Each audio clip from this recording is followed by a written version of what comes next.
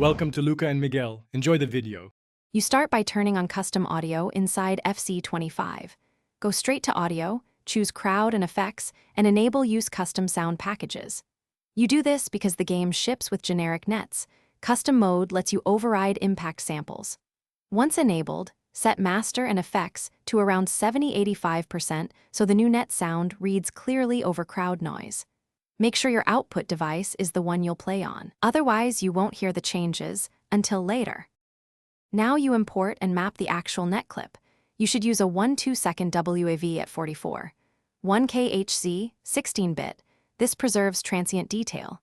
In Audio Manager, choose Import, add your file, then assign it to the engine event labeled Goal Net so the game triggers the sample on a score.